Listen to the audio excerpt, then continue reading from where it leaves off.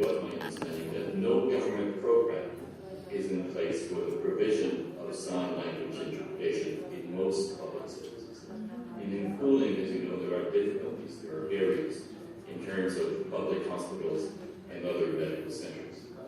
In fact, deaf persons are obliged to be accompanied either by their own interpreter or by a relative, and with the exception, mainly to some degree, of invitation or court proceedings.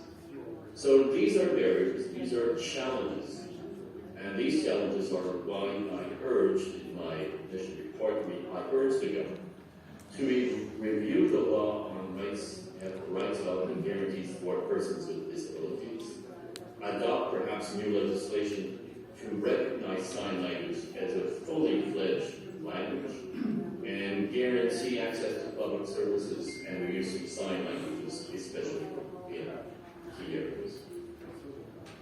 May I remind the government of Kyrgyzstan that I also recommended a stronger government language, including adequate public funding and state involvement in the provision of sign language services.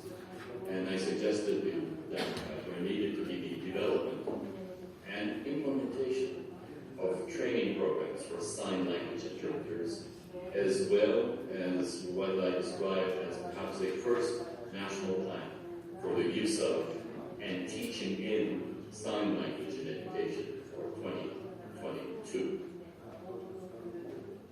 That sounds ambitious, but I would say to you that it is necessary in line with the Convention on the Rights of Disabled Persons and also in line with all other international human rights obligations, particularly the right to equality without discrimination.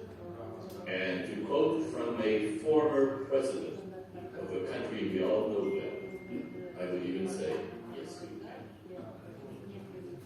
In 2018, so just 3 years ago, after my first country mission to another country, Slovenia, as UN Special Rapporteur, I recommended that Slovenian Sign Language be recognized as a language, as an official, as a language used by members of the deaf community, therefore a linguistic and cultural language, and that legislation be amended or adopted to make it an official language or to give it some similar or other status.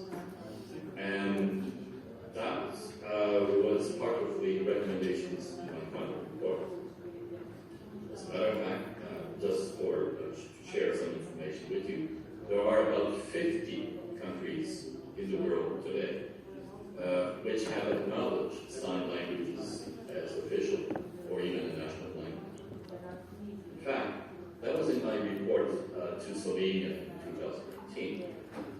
This year, in May of this year, partly in reaction or in response to this recommendation, the Constitution of Slovenia was modified to recognize Slovenian Sign Language as an official language. We have, you have, come a long way to this, and there is still much to be done. But let me conclude, let me finish by saying that I have great admiration for the people of this beautiful country. I look forward to continuing engaging with the government of Kyrgyzstan, its representatives and officials, to work at achieving the promises of the right to equality without discrimination in education for deaf and hard of hearing children and their families, so that no one is left behind, as the title of the roundtable, I think, really perfectly reflects in calling for the respect for the right of the people with hearing disabilities to education.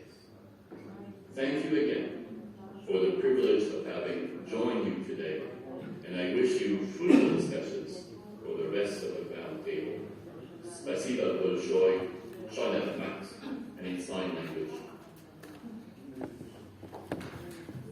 Спасибо большое, уважаемый Фернандо Верен. Мы благодарны вам за то, что с самого начала ваша презентация говорит, ваш доклад говорит о важности роли жестового языка.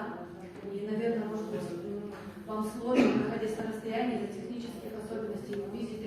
зала, но нам здесь очень хорошо видно, насколько представители из сообщества глухих и слабослышащих людей позитивно, да, реагируют на то, что вы говорите, соглашаясь с тем, что жестовый язык – это язык общения, и он должен иметь очень важный статус. Мы благодарим вас за то, что вы привели нам примеры из других стран, Словения в частности, где смогли преодолеть эту преграду и обеспечить уровень жестового языка таким образом, что люди, которые его используют, не чувствуют дискриминацию или ограничения. Мы благодарим вас за вашу презентацию, за ваш доклад. И позвольте сейчас я передам слово нашим участникам нашей школы по правам человека для молодых людей с инвалидностью, которые стали инициаторами, вдохновителями идеи проведения данного мероприятия. Это Примарик и Евгений Шабунин, которые представляют Бишкекскую городскую молодежную первичную организацию глухих.